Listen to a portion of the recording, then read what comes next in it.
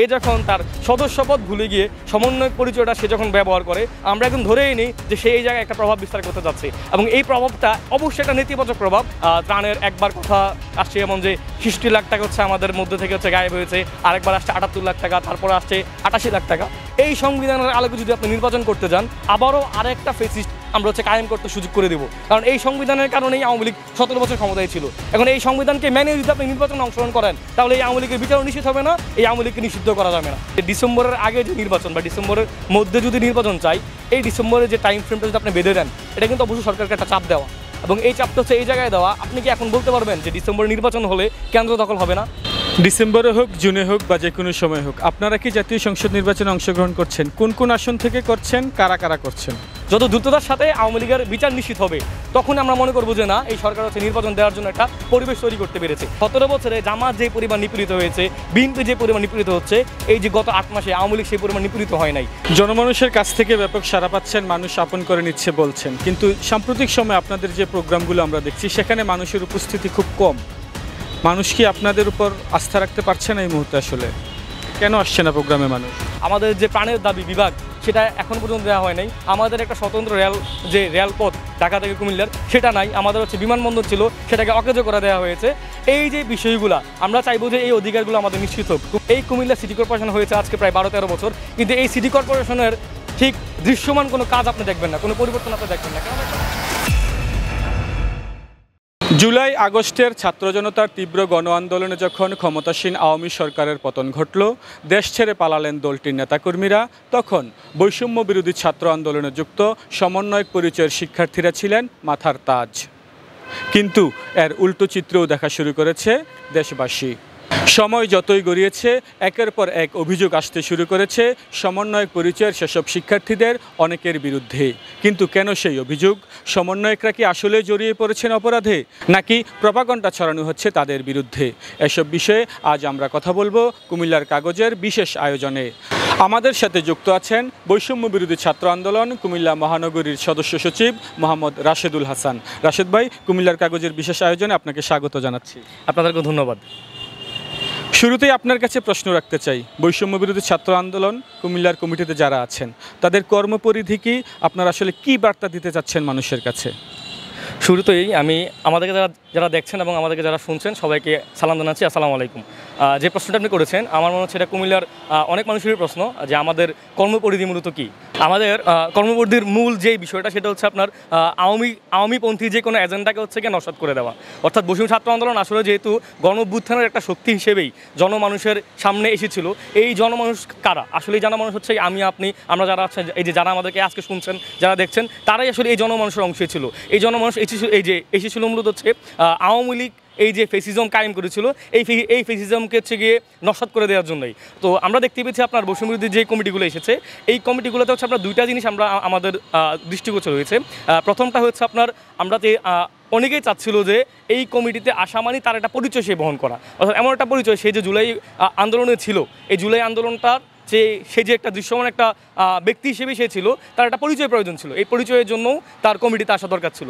আর আরেকটা গ্রুপকে আমরা দেখেছি এমন যে তারা আসলে হচ্ছে এই দেশটাকে পরিবর্তন করতে চেয়েছে। তারা চাচ্ছে যে জুলাই আগস্টে যেমন করে তারা হচ্ছে গিয়ে এই দেশের সামনে সারিতে ছিল, তারা চাচ্ছে যে এখনও তারা যেন হচ্ছে গিয়ে এই দেশের যে কোনো ক্রান্তি লগ্নে তারা যেন সামনে সারিতে থেকেই এই জনমানুষের আকাঙ্ক্ষাকে নিয়ে কাজ করতে পারে। সেই দৃষ্টিতে মূলত কমিটিগুলোতে আসা অনেক ব্যক্তিবর্গের। এখন এই যে কমিটিগুলো যখন আমরা রিফর্ম হয়, আপনার আমাদের কমিটিতে মহানগর কমিটি নিয়ে যেহেতু আমি কাজ করছি, এখানে প্রায় ১৯৭ জন সদস্য বিশিষ্ট কমিটি। এই ১৯৭ জনের মধ্যে আসলে কি ১৯৭ জন এখন অ্যাক্টিভ আছে? আপনি কিন্তু খেয়াল করলে দেখবেন ১৯৭ জন অ্যাক্টিভ নেই। এর মূল কারণ আমি যেটা আগে বলেছিলাম যে অনেকে এসেছিল পরিচয়ের জন্য আর অনেকে এখন কাজ করছে। এখন এই যে কাজের যে কর্মপরিধির কথা আপনি বললেন, আমি যদি একদম স্পেসিফিক বলি, আপনি দেখবেন যে আমরা হচ্ছে বিভিন্ন সময় এই যে ট্রাফিকে যখন আমাদের প্রতিনিধির প্রয়োজন পড়ে, আমরা আমাদের যারা এই যে এখন অ্যাক্টিভলি কাজ করছে তাদের মধ্যে থেকে আমরা এই যে প্রতিনিধি এখানে পাঠাতে পারি। আবার আপনি দেখবেন যে বিভিন্ন জায়গায় যখন অনেকগুলো অভিযোগ চলে আসে তখন দেখা যায় যে এই যে প্রশাসন এবং হচ্ছে গিয়ে এই বিক্ষুব্ধকারী তাদের মধ্যে যখন একটা বিক্ষুব্ধ পরিবেশ তৈরি হয়ে যায় তখনও কিন্তু প্রয়োজন পড়ে এই বৈষম্য ছাত্র আন্দোলন নেতাদের। অর্থাৎ তারা মনে করে যে না এই ছাত্ররা যেহেতু গণ অভ্যুত্থানের নেতৃত্ব ছিল তাদের মধ্যে হয়তো হচ্ছে গিয়ে এই আকাঙ্ক্ষাটা আছে এবং তারা চাইলে হচ্ছে গিয়ে এই বিক্ষুব্ধ জনতাকে বোঝাতে পারবে। তো ওই জায়গাগুলো তো দেখা যায় আমাদের কাজ করা লাগে। আবার মাঝে মাঝে আপনি দেখতে পারবেন যে বিভিন্ন জায়গায় হচ্ছে কমিটিগুলো প্রদান করা, এটা আমাদের একটা কাজের মধ্যে পড়ে। কারণ যখন আপনি কমিটি দিতে পারবেন না তখন আপনার কাজটা হচ্ছে আপনার বিস্তৃত করতে পারবেন না। সেই লক্ষ্যে কিন্তু দেখবেন যে আমাদের অনেকগুলো উপজেলা কমিটি হয়েছে, থানা কমিটি হয়েছে, আপনার ইউনিয়ন কমিটি হয়েছে। আসলে এই কমিটিগুলোর মূল দায়িত্বটাই হচ্ছে আপনার কীভাবে হচ্ছে ওই অঞ্চলের মানুষের আকাঙ্ক্ষাটাকে হচ্ছে গিয়ে বাস্তবায়ন করা। অর্থাৎ ওই অঞ্চলের মানুষের আকাঙ্ক্ষা কী হতে পারে, আকাঙ্ক্ষা হচ্ছে গিয়ে দেখেন অনেকেই এখনও তাদের যে মৌলিক অধিকার সে তার মৌলিক অধিকার পাচ্ছে না। অনেকে যেই আন্দোলন হচ্ছে মানুষ করেছিল হচ্ছে গিয়ে মনে করেন যে আমি যদি বলি ব্যক্তি স্বার্থেই, যে ব্যক্তি স্বার্থটা এখানে কী হতে পারে, যে আলুর কেজি 2 টাকা কমে যাওয়া, এটা একটা ব্যক্তি স্বার্থ হতে পারে। অর্থাৎ আমি যদি আলুর দাম যদি 2 টাকা কমে আমি আমার পরিবারের সচ্ছলতা হচ্ছে গিয়ে আরেকটু হচ্ছে বাড়াতে পারবো। তো এই যে আলুর যে 2 টাকা কেজি হচ্ছে আপনার বেড়ে গেছে, এটা যে প্রতিবাদটা করা, এই প্রতিবাদ কিন্তু শুরু হয় আমাদের মধ্যে থেকেই। এই যে বৈষম্য বিরোধী, এই বৈষম্য বিরোধী শব্দটাই কিন্তু আসছে জনমানুষকে কীভাবে হচ্ছে আমাদের সাথে সম্পৃক্ত করা যায়। এই জনমানুষের আন্দোলনটাকে আমরা মূলত পরবর্তীতে বৈষম্য বিরোধী আন্দোলন বলছি। বৈষম্য বিরোধী ছাত্র আন্দোলনে যুক্ত এমন অনেকের বিরুদ্ধেই সমন্বয়ক পরিচয়ে প্রভাব বিস্তার, বিভিন্ন দপ্তরে লবিং তদবিরের অভিযোগ আসছে। কেন আসছে অভিযোগ, আপনারা কি পদক্ষেপ নিচ্ছেন? আচ্ছা, যে কথাটা আপনি বলেছেন যে সমন্বয়ক পরিচয় হচ্ছে বিভিন্ন ধরনের অভিযোগ আসছে, আসলে এই বিষয়টা আমাদের জন্য বিব্রতকর। আমরা যারা আসলে দায়িত্বে আছি আমরাও যখন এগুলো শুনি আমাদের কাছে এগুলো হচ্ছে একটা বিব্রতকর পরিবেশের তৈরি করে। এখন দেখেন একটা কমিটি যখন চলে আসে, একটা কমিটি আসার মূল কাজটা হচ্ছে গিয়ে তার একটা পরিচয় বহন করা। এই কমিটিতে আমাদের যদি আমরা আপনাকে ফরম্যাটগুলো বলি, এখানে আপনার আহ্বায়ক আছে, যুগ্ম আহ্বায়ক আছে, সদস্য সচিব আছে, যুগ্ম সদস্য সচিব আছে, মুখ্য সংগঠক আছে, সংগঠক, মুখপাত্র, সহমুখপাত্র, এই ধরনের কিন্তু একটা ফরম্যাট আমাদের দেওয়া আছে।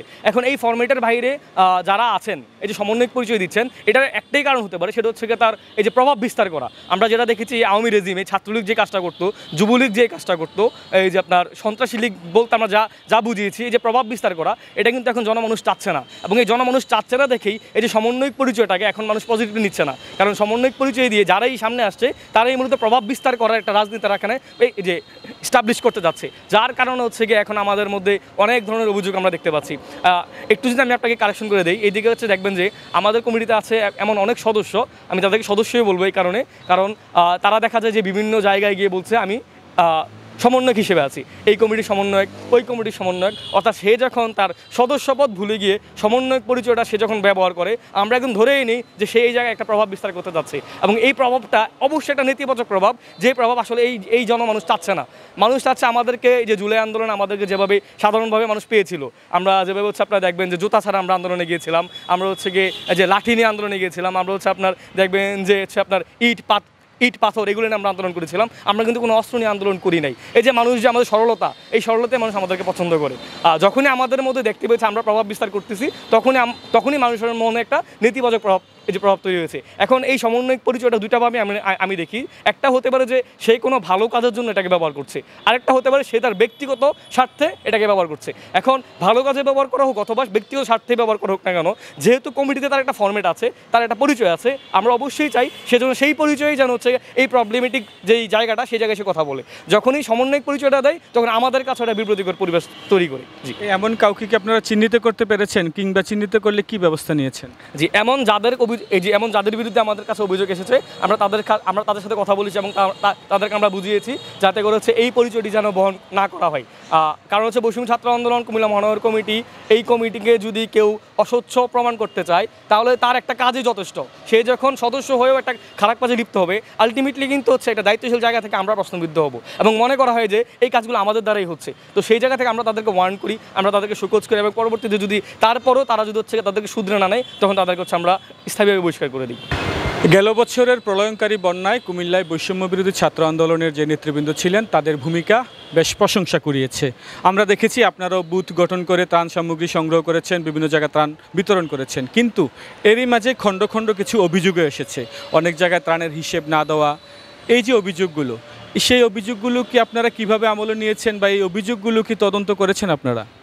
খুব সুন্দর একটা প্রশ্ন করেছেন। আসলে এই প্রশ্নের উত্তরটা হচ্ছে আমি আরও 4 মাস আগেই প্রায় দিয়েছিলাম ফেসবুকেই আমার একটা স্ট্যাটাসের মাধ্যমে। তারপর হচ্ছে যেহেতু এটা একদম জনমানুষের একটা প্রশ্ন ছিল, আপনি দেখেন কুমিল্লাতে হচ্ছে এই যে যখন বন্যা শুরু হয়, আমার এখনও মনে আছে আমরা প্রথম হচ্ছে আমরা হচ্ছে এই যে বন্যার পার ভাঙার খবরটি পাই 18ই আগস্ট। আগস্ট একদম দিবাগত রাত্রি যখন আমরা শুনতে পাই তখন আমরা কিন্তু চলে যাই এবং আমাদের একটাই উদ্দেশ্য ছিল যে এখন মানুষকে হচ্ছে যতটা সম্ভব নিরাপদ যে জায়গা আছে আমাদের যে আশ্রয়কেন্দ্রগুলো ছিল সেগুলোতে হচ্ছে যে মানুষকে মুভ করে দেওয়া। কিন্তু পরবর্তীতে যখন 22 আগস্ট থেকে আমাদের কাছে হচ্ছে বিভিন্ন সময় বিভিন্ন মানুষের ত্রাণগুলো আসা শুরু করে তখন কিন্তু এই কুমিল্লাতে কিন্তু আপনার একটা মাত্র কেন্দ্র ছিল না, এখানে 3টা কেন্দ্র ছিল। একটা হচ্ছে পুলিশ লাইন, একটা ছিল হচ্ছে আপনার টাউন হলে, আর একটা ছিল কুমিল্লা জিলা স্কুলে। আপনার 22, 23, 24 এই 3 দিনে আমাদের কাছে মোটামুটি ভালো ত্রাণ সামগ্রী আপনার আসা শুরু করে এবং আমরা শুরুতে এগুলো যথাযথভাবে হচ্ছে আমরা ডিস্ট্রিবিউশন করে দিই, আমি যদি টাউন হলের কথাটা বলি। কিন্তু পরবর্তী সময় যদি খেয়াল করে দেখবেন সবচেয়ে বেশি ত্রাণ সামগ্রী এসেছিল কুমিল্লা জিলা স্কুল এবং এখান থেকেই আমার যতটুকু মনে পড়ে যে তারা তাদের নিজ দায়িত্বে তাদের যেই সিনিয়র বেচগুলো ছিল, তাদের যেই শুভাকাঙ্ক্ষীরা ছিল, তাদের মধ্যে থেকেই সবচেয়ে বেশি ত্রাণ ডিস্ট্রিবিউট করেছে তারাই।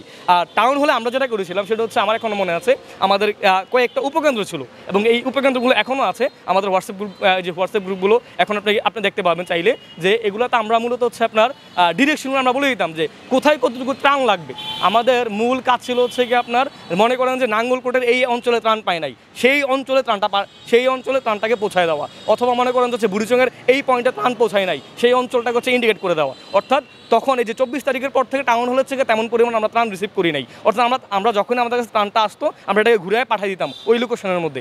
এবং যেই কথাটা আপনি বলেছেন যে এই অসঙ্গতির যে কথাটা আসছে, যে এখানে একটা কথা আপনার উঠেছে এমন যে ত্রাণের একবার কথা আসছে এমন যে 66 লাখ টাকা হচ্ছে আমাদের মধ্যে থেকে হচ্ছে গায়েব হয়েছে, আরেকবার আসছে 78 লাখ টাকা, তারপরে আসছে 88 লাখ টাকা।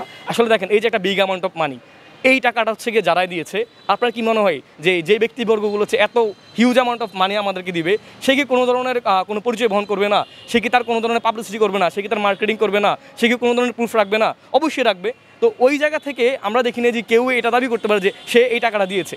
অর্থাৎ যারাই এই কথাটা বলেছে ওই সময় তারা মূলত আমাদেরকে প্রশ্নবিদ্ধ করার চেষ্টা করেছে এবং আমরা এটাও ডিফেন্স করেছি এভাবে যে একটা গ্রুপ বলেছে যে আমরা নাকি প্রাণ আরএফএল গ্রুপ থেকে টাকা পেয়েছি এবং পরবর্তীতে আমরা যখন প্রাণ আরএফএল গ্রুপকেই যে গ্রুপের সাথে যোগাযোগ করি যে আপনাদের মধ্যে থেকে কি এমন কেউ আছে যে আমাদের অগোচরে বা আমাদের বাইরে এমন কাউকে এত অ্যামাউন্ট অফ মানি দিয়েছে কিনা, ওরা ডিরেক্টলি অস্বীকার করেছে। অর্থাৎ এই যে একটা বয়ান যে এস্টাবলিশ করা, এটা পুরো একটা ফলস এলিগেশন ছিল। আর দ্বিতীয়ত যে কথাটা বলেছেন যে অসঙ্গতির আরেকটা বিষয় হচ্ছে আমরা সত্যতার সাথে হচ্ছে জবাবদিহিতা করি নাই। আমরা আমাদের ওই সময় একটা মিডিয়া পেজ ছিল আইটি সেল, ওইখানে প্রত্যেকটা কাগজের আমরা ছবিগুলো তুলে আমরা পোস্ট করেছিলাম যে কোথা থেকে কতটুকু ত্রাণ এসেছে, আমরা কোথায় কতটুকু ত্রাণ পাঠিয়েছি। কিন্তু ওই জায়গাতে যে অসঙ্গতিটা আসে সেটা আপনার 3টা ব্যক্তির নামে হচ্ছে কিছু টাকা হচ্ছে আপনার এদিকে হয়েছিল। যেমন আমি যদি আমার কথাই বলি যে আমার নামে হচ্ছে একটা জায়গায় লেখা আছে যে রাশেদ ভাই 4000 টাকা। অর্থাৎ এই যে রাশেদ ভাই 4000 টাকা, এটা মূলত ওই টাইমে যে লিখেছে তার তথ্যগত ভুল ছিল এই জায়গায় যে আমি যে 4000 টাকা নিয়েছি সেই টাকাটা মূলত হচ্ছে আমি অন্য একটা খাতে ব্যবহার করেছিলাম, যে খাতটা ছিল আমাদের যানবাহন খরচ। অর্থাৎ সেই যানবাহন খরচের জায়গায় আমার নাম লিখেছিল, আরেকটা জায়গায় সে লিখেছিল অন্যজনের নাম, যে এই জায়গায় 22,000 টাকা। অর্থাৎ এই জায়গায় যে 22,000 টাকা দিয়ে মূলত 50টা পরিবারের জন্য ত্রাণ সামগ্রী কেনা হয়েছিল। অর্থাৎ ওই সময় যারা দায়িত্ব ছিল সে মূলত তার যেই উল্লেখ করা দরকার ছিল সে জাস্ট উল্লেখ করে দিয়েছে, কিন্তু ওই যে পরবর্তীতে এভাবে কথা উঠবে বা এভাবে হচ্ছে ব্যাখ্যা বিশ্লেষণ চাইবে সে হয়তো এটা ভাবে নাই, যার কারণে সে একদম বিস্তারিতভাবে উল্লেখ করে নাই। কিন্তু আমরা যখন আমাদের কাছে যখন জবাব দিতে চাইতে এসেছে, আমরা আমাদের কাগজগুলো আমরা উল্লেখ করেছি যে এই জায়গাতে এতটা খরচ হচ্ছে, এটা আমাদের যে রিসিট মানি তো অবশ্যই আছে। এবং সবচেয়ে মজার বিষয় হচ্ছে গিয়ে আপনারা চাইলে এখনও আমাদের কাছ থেকে ওই কাগজগুলো দেখতে পারবেন এবং ওই খাতাগুলো দেখতে পারবেন যে যেই খাতাগুলো আমরা বন্যার সময় ব্যবহার করছি এবং আমরা এগুলো এখনও সংরক্ষিত করে রেখেছি। আরেকটা বিষয় আসছে যে বন্যার সময় আমাদের হাতে হচ্ছে আপনার 2 লাখ টাকার একটা চেক আসছিল আপনার, যে এই চেকটা আমাদেরকে যিনি দিয়েছিলেন উনি হচ্ছে একজন ফোর্সের পরিচয় উনি দিয়েছিলেন, যে বাংলাদেশের একটা সিভিল ফোর্সের একজন মানুষ, যে যিনি বলেছিলেন যে আমার এই টাকাটা তোমরা বন্যায় যখন পুনর্বাসন করবা তখন কাজে লাগাতে পারবা এই চেকটা। অর্থাৎ তিনি 15 দিনের একটা ডিলে উনি করেছিলেন, অর্থাৎ উনি এই চেকের মধ্যে 15 দিন পরের একটা ডেট উনি দিয়েছিলেন। তো আমরা সরল মনে এই চেক আমরা রিসিভ করি, এটা ছবি আমাদের কাছে এখনও আছে উনি যে আমাদেরকে দিয়েছিলেন। এবং পরবর্তীতে 15 দিন পরে আমরা যখন যোগাযোগ করি ব্যাংকে, দেখা যায় যে এই ব্যাংক হচ্ছে চেকটা রিসিভ করতেছেন, অর্থাৎ চেকটা হচ্ছে একটা ভুয়া চেক ছিল। অর্থাৎ এই চেকটা আমাদের কাছে এখনও আছে, যে এই চেকের কারণ হচ্ছে আমরা অনেকের মধ্যে শুনতে পেয়েছিলাম যে আমরা এই 2 লাখ টাকা খেয়ে ফেলেছি। আসলে আপনি চাইলে হচ্ছে এখনও এই চেকটা আমাদের থেকে নিতে পারবেন। এবং এই যেই ব্যক্তি আমাদেরকে এটা দিয়েছিল, আমরা পরবর্তীতে তার সাথে যখন যোগাযোগ করি সে তখন হচ্ছে দুঃখ প্রকাশ করছে, যে সে বলছে যে এমন যে তার পারিবারিক একটা সমস্যা হয়েছিল, তার পরিবারে একজন লোক অনেকদিন হসপিটালে ছিল, সে মারা গিয়েছে, তার পিছনে সে টাকাটা ব্যবহার করে ফেলেছে, সেজন্য হচ্ছে সে আমাদেরকে টাকাটা দিতে পারে নাই। এবং সেই ক্ষেত্রে সে হচ্ছে একটা আমাদেরকে কমিটমেন্টের জায়গায় আসছে যে পরবর্তীতে যদি কখনো প্রয়োজন পড়ে সে চেষ্টা করবে আমাদের সাথে সহযোগিতা করার জন্য। এবং সে তার জায়গা থেকে এটা ক্লিয়ার করেছে, সে আমাদেরকে কোনো টাকা দেয় নাই। জি। তার মানে আপনাদের অবস্থান থেকে আপনারা স্বচ্ছতা নিশ্চিত করছেন। যে আমরা যারা মূল দায়িত্বে আছে আমরা বলতে পারবো যে আমাদের জায়গা থেকে যতটুকু আমাদের নলেজে আছে আমরা স্বচ্ছতার জায়গা থেকেই আমাদের জায়গাগুলো ক্লিয়ার করতে যাচ্ছি এই জন্য, কারণ এই যে আপনি দেখছেন জনমানুষ, আসলে জনমানুষ আমাদের থেকে কী চাই, ওরা আমাদের থেকে আসলে চাই যে এই যে গণ-অভ্যুত্থানে আমরা যেভাবে সরলভাবে এই যে শেখ হাসিনার বিরুদ্ধে ছিলাম, অর্থাৎ তাদের যে একটা বিশ্বাস তৈরি হয়েছে আমাদেরকে নিয়ে, আমাদেরকে ঘিরে, এই বিশ্বাসটা মূলত তারা জিয়ে রাখতে চায়। এই বিশ্বাসটা যদি আমরা ভেঙে দেই, এই বিশ্বাসের জায়গা থেকে যদি আমাদের অসচ্ছতা তৈরি হয়ে যায়, তখন কিন্তু এই যে ওদের যে একটা আশা তৈরি হয়েছে, এই আশাটা কিন্তু আর থাকবে না। আর এই যে নতুন বাংলাদেশ বিনির্মাণের যে একটা ইচ্ছা, যে এই যে একটা আকাঙ্ক্ষা, এই আকাঙ্ক্ষা নষ্ট হয়ে যাবে। তো ওই জায়গা থেকে আমি অস্বচ্ছভাবে কোনো কাজ করতে পারি না, এবং আমি যতটুকুই পারি নিজেকে স্বচ্ছভাবেই প্রতিষ্ঠিত করার জন্য চেষ্টা করে যাচ্ছি। আমার রাজনীতি হয়তো বা 10 বছর পরে দাঁড়াবে বা 15 বছর পরে দাঁড়াবে, কিন্তু আমি চাইবো না যে মানুষের আকাঙ্ক্ষার কারণে আজকে আমি এই নেতৃত্বের জায়গায় এসেছি, ওই মানুষের আকাঙ্ক্ষা নষ্ট হোক, ওই মানুষের বিশ্বাস নষ্ট হোক। আমার দ্বারা কখনোই এমন কাজ হবে না, এটা আমি গ্যারান্টি দিতে পারি ইনশাল্লাহ। যে পরিবর্তনের স্বপ্ন নিয়ে মানুষ ছাত্র জনতার গণ আন্দোলনে ঝাঁপিয়ে পড়েছিল, সেই স্বপ্ন কি বাস্তবায়ন হচ্ছে? আচ্ছা দেখেন, আপনি যে কথাই বলেছেন, যে পরিবর্তন নিয়ে জনমানুষ আসলে এই যে আন্দোলন ঝাঁপিয়ে পড়েছিল, এখন এই জনমানুষ বলতে হচ্ছে, আপনি যদি খেয়াল করে দেখেন, আমাদের একটা অংশ ছিল হচ্ছে গিয়ে নিরেট ছাত্র, যারা এখন পড়াশোনাতে ফিরে গিয়েছে, এবং যারা আসলে এই আন্দোলনের মূল স্টেক হোল্ডার, যারা কিছু না নিয়েই তারা যেই কারণে এসেছিল ওই কারণ শেষ, ওরা আবার ওদের জায়গায় ফিরে গিয়েছে। এবং তাদেরকে আমি আজকের এই প্রোগ্রামের মাধ্যমে আসলে আমার আন্তরিকভাবে আমি ধন্যবাদ জানাচ্ছি। ওরা না আসলে এই আন্দোলন সফল হতো না। দ্বিতীয় যদি দেখেন, আরেকটা জনমানুষ যদি আমরা বলি যে জনতা, যেটাকে আমরা পরবর্তীতে ইনক্লুড করেছি ছাত্র জনতার আন্দোলন, এই জনতা মূলত কারা? এই জনতা হচ্ছে আমার আব্বু আম্মু, আপনার পরিবারের মানুষজন, আপনার পরিবারের সুধীজন গুণীজন। তারা যখন আমাদের আন্দোলনে এসেছিল, তারা আসলে আমাদেরকে দেখে ওরা এক প্রকারের বাধ্য হয়েছিল পরবর্তীতে যে এই ছেলেগুলো এত কিছু করছে, আমরা কেন আসছি না। তখন কিন্তু আমাদের জন্যই ওনারা ছিলেন মোটিভেশন। আমাদেরকে দেখে ওনারা যখন আসছে, আমাদের এই আন্দোলন কিন্তু তখন আরও বেশি ত্বরান্বিত হয়েছে। এখন এই যে জুলাই আগস্টের পরে জনমানুষ এখন কি আর আগের মতো আমাদের দিকে আসছে কিনা? আসলে আগের মতো আমাদের দিকে আসছে না। কেন আসছে না? যে একটা অংশ তো বললাম পড়ালেখার মধ্যে ফিরে গিয়েছে, আরেকটা অংশ হচ্ছে কি আপনাদের মতো যারা পেশাজীবী সংগঠনের সাথে যারা যুক্ত আছেন, যারা বিভিন্ন পেশায় নিয়োজিত, ওনারা হচ্ছে তাদের পেশাতে এই যে আপনার নিযুক্ত আছেন। এবং আমরা বিশ্বাস করি যে আবারও যখন এরকম ফেসিবাদ কায়েম হবে, আবারও যখন দেশের স্বার্থ প্রয়োজন হবে, ওনারা আবারও আসবেন। আর আরেকটা অংশ যেটা আসলে যে যারা ফুল টাইম পলিটিক্সে যারা হচ্ছে অভ্যস্ত, যে ছাত্রদল বলেন, এই যে ছাত্র শিবির বলেন, কিংবা হচ্ছে বিএনপি বলেন, জামাত বলেন, ঠিক আছে, এই ধরনের ঘটনা যারা আছেন, গণ অধিকার পরিষদ, ছাত্র অধিকার পরিষদ যারা আছেন, যে তারা মূলত যে ফুল টাইম পলিটিক্সের যে বিষয়টা, ওই জায়গাতে তারা অভ্যস্ত। এখন এই ফুল টাইম পলিটিক্সে যারা আছেন, তারা কিন্তু তাদের যে আন্দোলন স্টেক, এটা নিয়ে তারা ফিরে গিয়েছেন। ছাত্র শিবির তার এজেন্ডা নিয়ে ফিরে গিয়েছেন, ছাত্রদল ফিরে গিয়েছেন, এই যে আপনার বিএনপি ফিরে গিয়েছেন, জামাত ফিরে গিয়েছেন, গণ অধিকার ফিরে গিয়েছেন। এখন এই এতগুলো অংশ যখন ভাগ হয়ে গিয়েছে, তখন এই এতগুলো অংশ ভাগ হওয়ার পরে যেই গুটি কয়েকজন মানুষ আছে, এটা কিন্তু খুব কম। এবং এই মানুষগুলো মূলত অ্যাপলিটিক্যাল জায়গা থেকে আসছে, এবং এই অ্যাপলিটিক্যাল জায়গা থেকে আসার কারণে কী হয়েছে, তাদের মধ্যে কিন্তু আপনার পলিটিক্যাল এক্সারসাইজটা নাই, ওরা কিন্তু পলিটিক্যাল প্র্যাকটিস করে নাই। হুট করে হচ্ছে যদি আপনি আমাদের কথা কল্পনা করেন, আমরা কিন্তু জুলাই আগস্ট আন্দোলনের নেতৃত্বের পরে কিন্তু আমরা এসেছি, আমরা কিন্তু এই কুমিল্লায় রাজনীতির সাথে যুক্ত ছিলাম না। তো যার কারণে কি হয়েছে, যে এই অংশটা অনেক বেশি। এবং এটাই যদি খেয়াল করেন, আমাদের নেতৃত্বের মধ্যে প্রায় 30-35 জন যদি খেয়াল করবেন, যে ওরা আসলেই পলিটিক্সের মধ্যে নাই। এখন তারা যখন এই অ্যাক্টিভিজমের মধ্যে আসে, তখন দেখা যাবে যে জনমানুষের সম্পৃক্ততা আসলেই দিন দিন কমবে। কারণ ওরা চাইবে না, কারণ এখন আমার সাথে ছাত্রদল আসবে না, আমার সাথে ছাত্র শিবিরে আসবে না, বিএনপিও আসবে না, জামাতও আসবে না। কেন আসবে না? কারণ ওদের একটা পলিটিক্যাল আইডেন্টিটি আছে এবং ওদের একটা পলিটিক্যাল এজেন্ডা আছে, ওরা ওদের কর্মসূচি বাস্তবায়ন করবে এবং আমাদের কর্মসূচি আমরা বাস্তবায়ন করব। যার ফলে দেখা যাচ্ছে যে আমাদের সাথে এখন জনমানুষের সম্পৃক্ততা কম। কিন্তু আমরা বিশ্বাস করি, যখনই আবার দেশের স্বার্থে সবাইকে একসাথে হওয়ার প্রয়োজন হবে, সবাই আবার চলে আসবে। যেমনটা আমরা দেখেছি যে 32 যখন হচ্ছে গিয়ে যে আমাদের ক্যাবলাতে পরিণত হয়েছিল, সেটা যখন হচ্ছে ভাঙার প্রয়োজন পড়েছে, এই দুর্বার যে আন্দোলন, ওই 32-এর মহোৎসবে কিন্তু ছাত্র জনতা আমাদের সাথে ছিল। আবার গতকালকে যদি একটা ঘটনা আপনারা দেখেন, যে কুয়েটের বিসির এই যে স্বৈরাচারী যে মনোভাব, এই মনোভাবের বিরুদ্ধে সারা বাংলাদেশের জনগণ, সারা বাংলাদেশের ছাত্র জনতা কিন্তু আমার এক কাতারেই ছিল। অর্থাৎ এমন যখন দেশের যে কোনো ক্রাইসিস মুভমেন্ট চলে আসবে, তখন আমরা বিশেষ করি আবারও জনগণ আমাদের সাথে সম্পৃক্ত হবে। কিন্তু এই জায়গাতে একটা অবশ্যই কিন্তু থাকবে, আমরা যতক্ষণ সৎ থাকবো, আমরা যতক্ষণ হচ্ছে আমাদের প্রতি মানুষের বিশ্বাস থাকবে। যখন এই বিশ্বাস ভেঙে যাবে, আমাদের মধ্যে সততা থাকবে না, তখন আমাদেরকে মানুষের পরিত্যাগ করবে, যেমনটা শেখ হাসিনাকে আপনার করেছিল। বৈষম্য বিরোধী ছাত্র আন্দোলন থেকে জাতীয় নাগরিক পার্টি এনসিপি, আপনারা কি আছেন সেই দলে? যদি আমি মোটা দাগে বলি, আসলে আমাদের যদি এখনও পরিচয় বলেন, সেটা হচ্ছে বৈষম্য ছাত্র আন্দোলনের একজন কর্মী হিসেবে আমি এখন আছি। এই কমিটির মেয়াদ আরও 1 মাসের মতো আছে, আমাদের 23শে মে হচ্ছে 6 মাস শেষ হবে। তার পরবর্তী পর্যায়ে আসলে এই কমিটিগুলোর এই যে কমিটিগুলো কী হবে, আমাদের সেন্ট্রালি একটা ডিরেকশন আসবে। এখন আপনারা জানেন যে বৈষম্য বিরোধীর যেই কেন্দ্রীয় যে কমিটি, সেটা হচ্ছে আহ্বায়ক পোস্ট এবং সদস্য সচিব যে পোস্ট এবং মুখ্য সংগঠক, এই পদগুলো কিন্তু এখন খালি, যেহেতু ওরা এনসিপিতে যুক্ত হয়েছেন। তো এর পরিপ্রেক্ষিতে আমরা যতটুকু এখন পর্যন্ত জানতে পেরেছি, একটা কাউন্সিল হবে এবং বৈষম্য বিরোধী ছাত্র আন্দোলন প্ল্যাটফর্মটা থাকবে। তো যদি থাকে তখন আমরা চিন্তা ভাবনা করবো যে এই প্ল্যাটফর্মের সাথে আমরা জড়িত হব কিনা।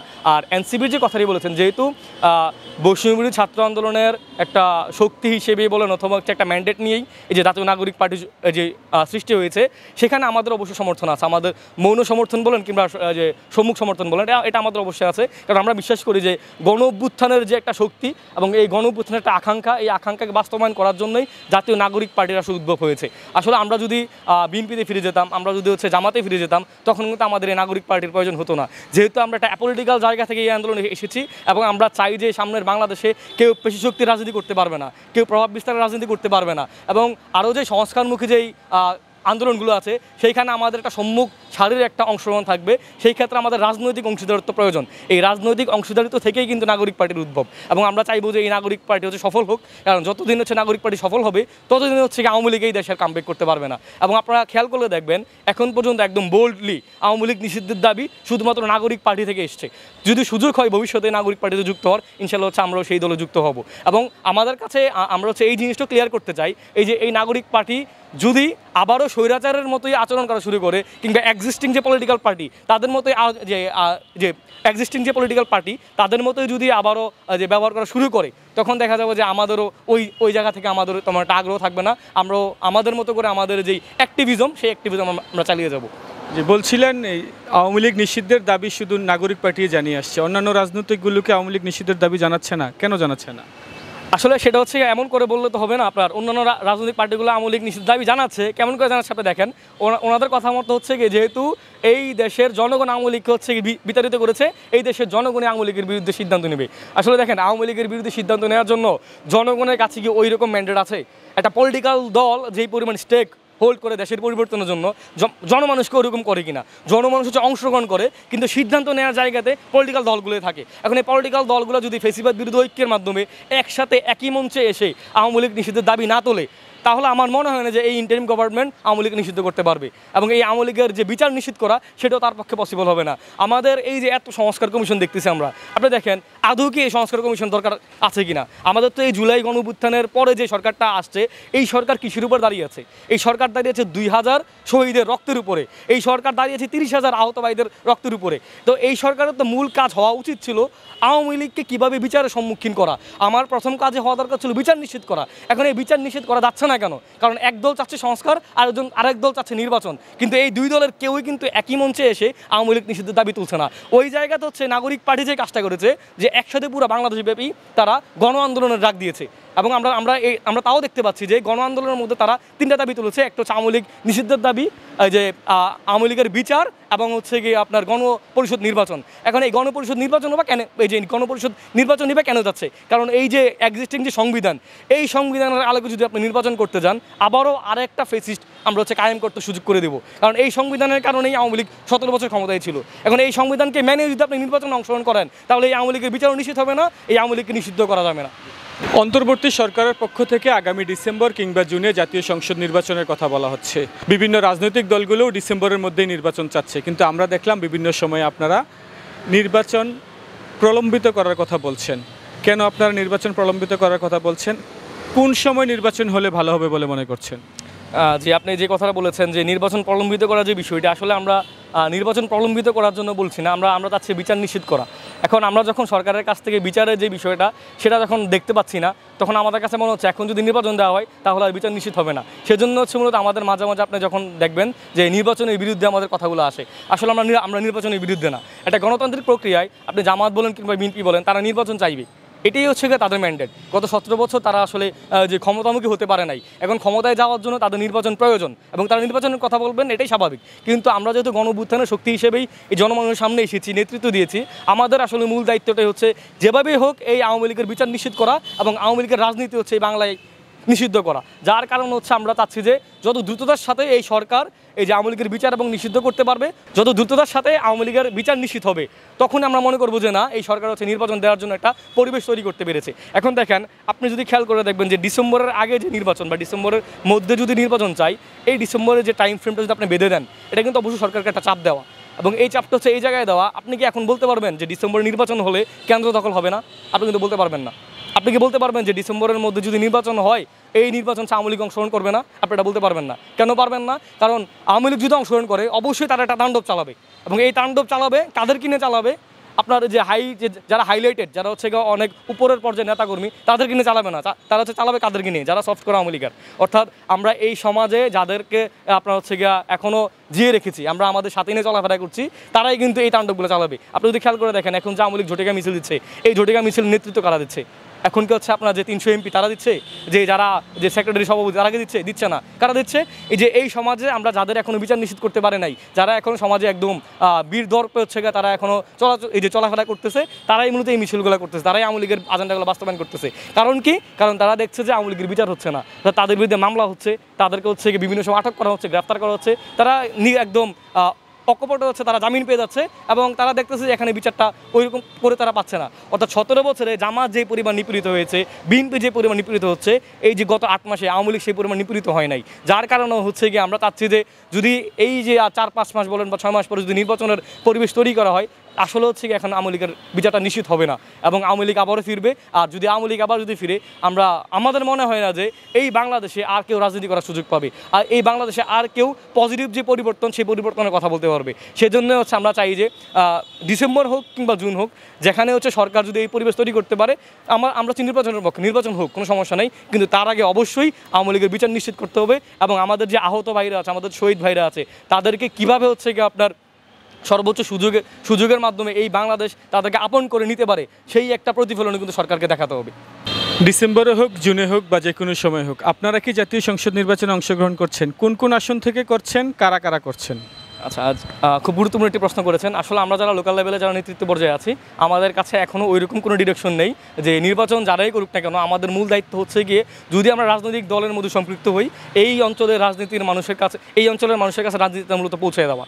এখন আমাদের রাজনীতি কী, আমাদের রাজনীতি হচ্ছে কেমন হবে? সেটা হবে পরিবর্তনের রাজনীতি। অর্থাৎ এখনও আমরা যদি খেয়াল করে দেখি যে মানুষ কিন্তু চাচ্ছে যে আমরা মানুষের কাছে কাছে যাই। আমরা যতক্ষণ পর্যন্ত হচ্ছে মানুষের ধারে ধারে না যেতে পারবো, মানুষ হচ্ছে কি আমাদেরকে দূরে সরিয়ে দেবে। অর্থাৎ এই অঞ্চলের মানুষকে বোঝাতে হবে যে আওয়ামী লীগ কী করেছিল এবং আমরা কী করতে চাই, এবং এক্সিস্টিং যে পলিটিক্যাল পার্টি আছে তারা আসলে মানুষের জন্য কতটুকু কাজ করছে, আর আমরা আসলে কতটুকু কাজ করব। যদি আমরা যে লোকাল লেভেলে এই পলিটিক্যাল গ্রাউন্ডটা তৈরি করতে পারি, তখন ওই জায়গাতে আপনার কেন্দ্র থেকে বলেন কিংবা লোকাল লেভেল থেকে বলেন, যারাই হচ্ছে নির্বাচন অংশগ্রহণ করবে না, এই যে করুক না কেন, তাদের খুব ভালো একটা ফিল্ড তৈরি হবে। আর রাজনীতির যদি মাঠ বলেন বা নির্বাচনের মাঠ বলেন, সেখানে অবশ্যই হচ্ছে একটা ফিগার প্রয়োজন। যদি ফিগার না হয়, তখন হচ্ছে দেখা যাবে যে মানে পাবলিক ফিগার যদি বলি আমরা, ওইরকম হচ্ছে মানুষও দেখবে যে আমি আসলে যে কাকে আমি ভোট দেবো, আমি আমার নেতাকে ঠিকভাবে চিনতে পারছি না, বা আমার নেতা হচ্ছে জনসম্মুখে ওইভাবে আপনার কথা বলতে পারছে না, বা তার অধিকার আদায় হচ্ছে নেতৃত্ব দিতে পারছে না, তখন তো এই মানুষ তো ওই নেতাকে ভোট দিবে না। যার ফলে দেখা যাবে যেখানে নেতৃত্বের একটা যেই শূন্যতা, সেটা দেখা দেবে। তো আমাদের আসলে মূল কাজ হচ্ছে আমরা আসলে এখন ফিল্ডটা গুছিয়ে রাখবো যতটুকু পারি, এবং ওরকম একটা আপনার রাজনৈতিক পরিবেশ তৈরি করব, যাতে করে মানুষ যে আমাদের দিক থেকে যেই আসুক না কেন, তাকে যাতে হচ্ছে আপনার ভোট দিতে আকাঙ্ক্ষা বোধ করে যে না যাক, এই ছেলেগুলা পরিবর্তনের জন্য কাজ করছে, এবং এই ছেলেগুলা দেশ পরিবর্তন করবে ইনশাল্লাহ। মানুষের কাছে কাছে তো যাচ্ছেন, এই পরিচয় কেমন সাড়া পাচ্ছেন? মানুষ কিভাবে গ্রহণ করছে আপনাদেরকে? এখন পর্যন্ত আমরা যতগুলো ইউনিয়নে গিয়েছি কিংবা ওয়ার্ডে গিয়েছি, আমরা দেখতে পেয়েছি যে মানুষ আমাদের খুব ভালোভাবে রিসিভ করছে। অর্থাৎ মানুষ তার মনের দুঃখগুলো বলতে পারছে। একটা জিনিসকে দেখেন, আমি যদি আপনাকে এক্সাম্পল সাথেই বলি, আমাদেরকে মানুষ কোশ্চেন করতে পারে, কিন্তু এক্সিস্টিং যে পলিটিক্যাল পার্টি নেতাগুলো আছে, মানুষ তাদেরকে কোশ্চেন করতে পারে না। যেমন আমি যদি কোনো দুর্নীতি করি, ওই দুর্নীতির জন্য মানুষ আমাকে ডিরেক্ট কোশ্চেন করতে পারছে, আমার জবাব দিতে নিশ্চিত করতে পারছে। এটা শুধুমাত্র আমার না, আমার একদম উপরের কেন্দ্রীয় যে নেতাকর্মী আছে সবার বিরুদ্ধেই, আপনি আসাদ আব্দুল্লাহ বলেন, সাজিদ আলম বলেন, কিংবা হচ্ছে নাইজ ইসলাম বলেন, সবাইকে মানুষ কোশ্চেন করতে পারছে। কিন্তু অন্যান্য যে পলিটিক্যাল পার্টিগুলো আছে, তাদের ক্ষেত্রে তারা ভয় ভীতির কারণেই হোক, কিংবা হচ্ছে একটা প্রভাব যে প্রতিপত্তি বিস্তারের কারণে হোক, মানুষ কিন্তু এই যে প্রশ্ন করার যে প্রবণতা, সেটা পাচ্ছে না। অর্থাৎ এই আকাঙ্ক্ষা থেকে কিন্তু মানুষ আমাদেরকে গ্রহণ করছে। কারণ একটা বিষয় কি, এই যে আজকে এই প্রোগ্রামে আপনি আমাদেরকে যতগুলো প্রশ্ন করেছেন, আমি এই প্রশ্নগুলোর আনসার দেওয়ার জন্য হচ্ছে ফিট। এই কারণে ফিট যে আমি প্রশ্নটা দিতে পারছি। কিন্তু আপনি যদি খেয়াল করে দেখবেন যে অন্যান্য পলিটিক্যাল পার্টিতে যারা আছেন, তাদের ক্ষেত্রে জনমানুষ কিন্তু প্রশ্নগুলো করে না। কেন করে না? কারণ তারা মনে করে যে আজকে যদি আমি কোশ্চেনটা করি, ভাই কি মনে করবে। আমার ভাই যদি এটা ভিন্ন মনে নেয় কিংবা হচ্ছে পরবর্তীতে যদি হচ্ছে কি আমার কোনোটা ক্ষতি করে ফেলে কিংবা আমাকে যদি একটা প্রভাব বিস্তার করে আমার উপরে, সেই ভয়ে মানুষ এই প্রশ্নগুলো করতে পারে না।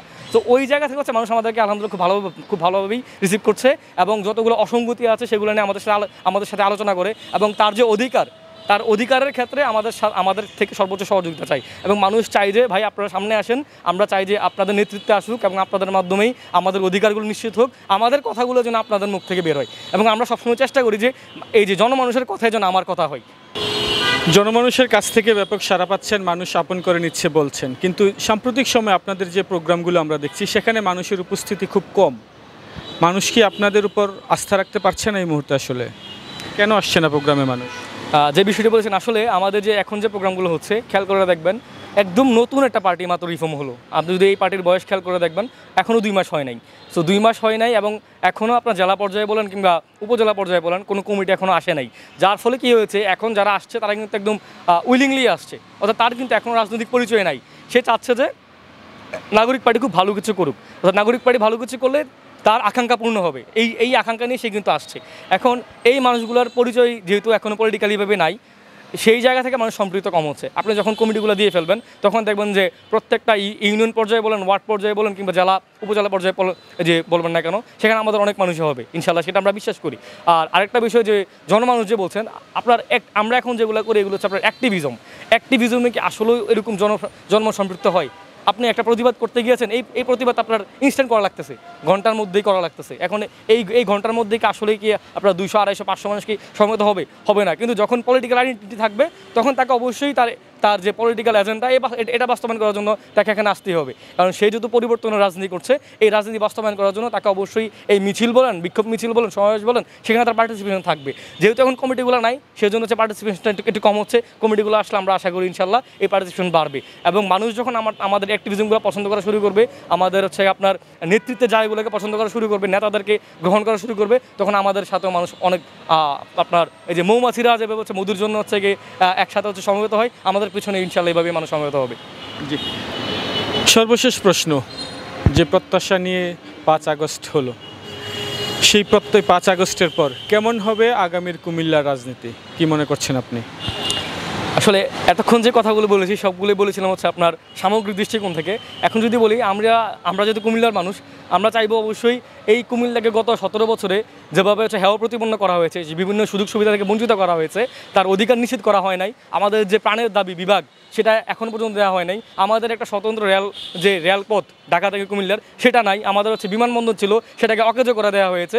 এই যে বিষয়গুলো আমরা চাইবো যে এই অধিকারগুলো আমাদের নিশ্চিত হোক, কুমিল্লার জীবনযাত্রার মান উন্নয়ন হোক। এবং আপনি একটা জিনিস খেয়াল করে দেখবেন, এই কুমিল্লা সিটি কর্পোরেশন হয়েছে আজকে প্রায় 12-13 বছর, কিন্তু এই সিটি কর্পোরেশনের ঠিক দৃশ্যমান কোনো কাজ আপনি দেখবেন না, কোনো পরিবর্তন আপনি দেখবেন না। কেন দেখবেন না?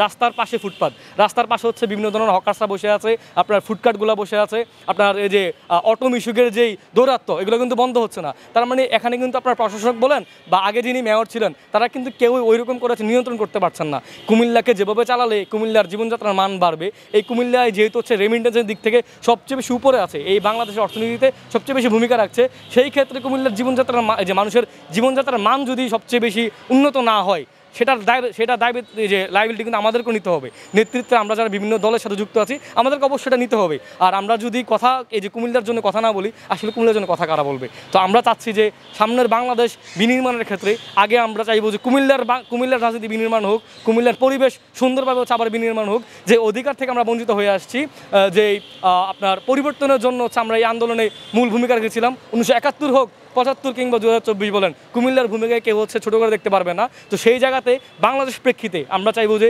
কুমিল্লাকে যেন হচ্ছে কাউন্ট করা হয় এবং কুমিল্লাকে ঢাকা চট্টগ্রামের পরে যেন কাউন্ট করা হয়। সেই পরিপ্রেক্ষিতে কুমিল্লার যে রাজনীতি বলেন কিংবা হচ্ছে দৃশ্যমান উন্নতি বলেন বা উন্নয়ন বলেন, সেটা যাতে সবাই দেখতে পারে, আমরা সেটাই চাইবো।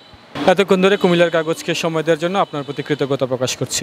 আপনাদের প্রতি কৃতজ্ঞতা, আর আমাকে যারা শুনছেন এবং দেখছেন তাদের প্রতি কৃতজ্ঞতা। আশা করবো হচ্ছে আপনারা হচ্ছে পুরো বক্তব্যটি শুনবেন এবং যে জায়গাগুলোতে আমাদেরকে সমালোচনা করার প্রয়োজন অবশ্যই সমালোচনা করবেন, কারণ আমরা চাই সামনের বাংলাদেশে জবাবদিহিতার রাজনীতি নিশ্চিত হোক, কারণ জবাবদিহিতা না থাকলেই আবারও আওয়ামী লীগ কায়েম হবে। আমরা চাই না দেশে আর কোনো আওয়ামী লীগ আসুক।